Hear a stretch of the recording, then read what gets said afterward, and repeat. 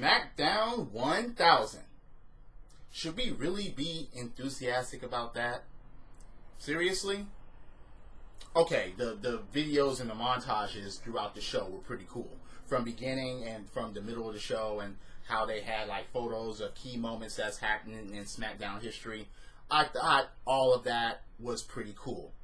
Trips down memory lane like that, and actually reminding us when things were better. Way better than what it is now. Good job on that for the nostalgic factor, WWE. And they didn't stop there, because there were all kinds of guests throughout the show that came through the night. Like Vicky Guerrero, Teddy Long, even John Laurinaitis. They had a backstage segment. Not really a segment. They were just shown with Paige and getting in the way and things like that. You had freaking Kurt Hawkins standing with Edge. You had all kinds of stuff going on. But the show starts off with Truth TV. I thought they were canceled. Okay, yeah, don't cancel WWE. Keep that shit going if you can. Truth TV plays the crowd, dance break. Okay, yeah, alright. And he said that his guest needs no introduction, and he didn't even introduce the guest. So, who is it? I'm not even sure if this was the guest, but Stephanie McMahon comes out. She gets booed, of course, and she was SmackDown's first general manager. Okay. But before any questions could get answered, here comes the money. Shane O'Mac comes out, does his little dance, and talks to the crowd, and then him and Stephanie start having a feud and arguing and things like that, talking about Shane McMahon plays to the crowd, and it's easy to say a city's name. Shane even thanks the fans. He said thank you. He gives the fans the acknowledgement. And then Vince McMahon himself comes out. He even did his old power walk. Yeah, no chance in hell. That was being echoed throughout the crowd. I mean, yeah. So Vince McMahon gets up in the ring. He's like, people didn't come here to see you two bicker and fight. People came to be entertained. And then what does he suggest? Dance break. And when he said that and actually starts dancing, and R-Truth and Carmella gets up and they start dancing, and then Shane O'Mac and Stephanie start dancing, and I'm like, who's going to stop this segment? Oh no, this is the McMahons in there. No one's stopping this. WWE, you got me. I laughed. I sure did. I laughed. I was like, okay, congratulations. That was pretty funny. It was. Yeah. Yeah, again, WWE, you got me. So, we get to action.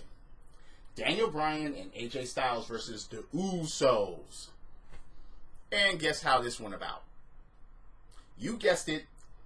Communication problems with Daniel Bryan accidentally hitting AJ Styles, and then Daniel Bryan turning around to a double super kick, and Daniel Bryan is the one that gets pinned. So the Usos beat a WWE champion and a champion of everything, a former champion and everything else. So, yeah, that's fine. Evolution. All four members, Rick, Triple H, Randy, and even Batista, hit the ring, and they had a good time in there. One by one, they had the microphone. Randy Orton, he talked about his beginning and rising up. Triple H introducing everybody, saying that about the times that they had, good and the bad, going against each other, whatever. Ric Flair being Rick, oh yeah. But I'm not going to deeply go into the conversations that they had or what Triple H, Ric Flair, and Randy Orton were saying. I'm going to touch on Batista here, because he had his reasons, all four of them. The fans, Evolution themselves, there's nowhere he'd rather be in that ring. And then the funniest thing happened. He introduced everybody there when he gave his reasons. Randy Orton, as soon as he saw him, everyone saw potential. Everyone saw, greatness, and yeah, he's special. Ric Flair, yeah, you can't say anything about him that hasn't already been said. Woo! Triple H, he's like, yeah, and he has done everything in this business except beat me. Once again, you got me, WWE. That was funny. And I was just like, are they going to set something up there? Because Triple H had to put his nose in and say, I want to beat The Undertaker. I want to beat The Undertaker. And that happened. So is that going to happen with Batista too? But no confrontation took place, even though it was a tense moment. And they ended up finishing that segment with Evolution. Miz versus Rusev to qualify for that damn Best in the World shit. The fact that you have it called Best in the World insults wrestling because it has the Miz in it now. And it insults CM Punk for obvious reasons. Miz wins, guess why? Because of some freaking distraction by Aiden English. Duh. Well, what do you know? The Miz could not do it on his own totally. Anyone surprised? Anyone surprised that The Miz needed some type of distraction, help, or assistance? No, I'm not. But after that, Lana, Aiden English, she kicked him in the ding-ding. And then Rusev destroys and throws him. Just kept throwing him in the steel steps and throwing him all over the place, and that ends that segment. Okay. The Cutting Edge returns. Edge, yeah, he comes out, hits the ring, and he talks about the women's championship situation, and he brings out Becky Lynch. And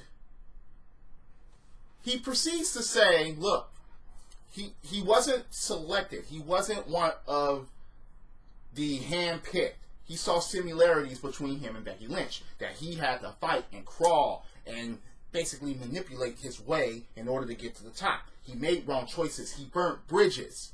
He ended friendships. He ended relationships. He stepped on everybody that he could.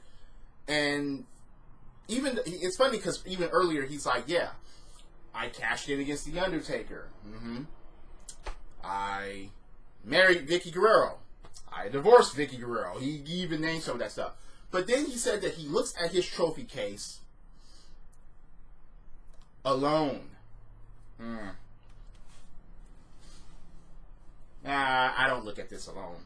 I should say that right now. Wow. Don't like yourself. He said he's like you don't. He's like you end up not liking yourself. Becky, on the other hand, she's like, no, I don't like myself. I love myself. Turn that around.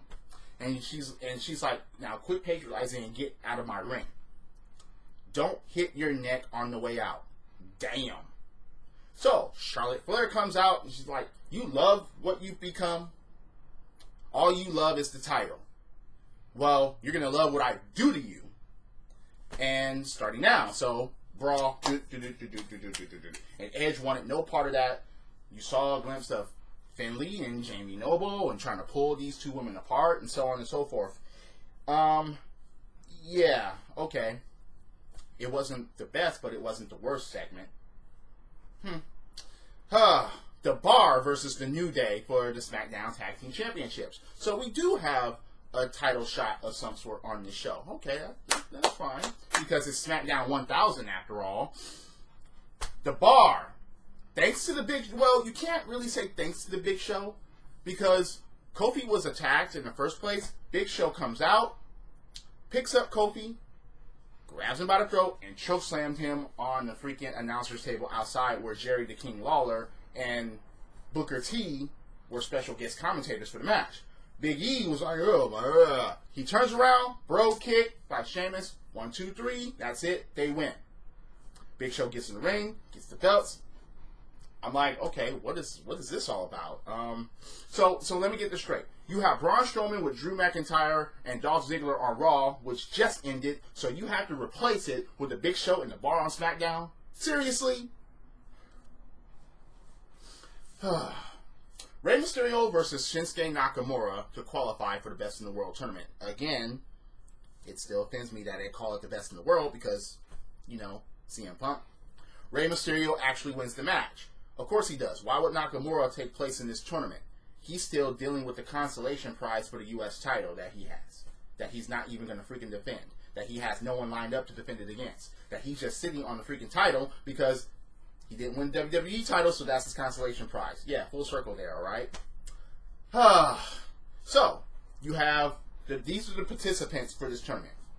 Jizz, Cena, Jeff Hardy, Randy Orton, Ziggler, Rollins, Angle, and Rey Mysterio.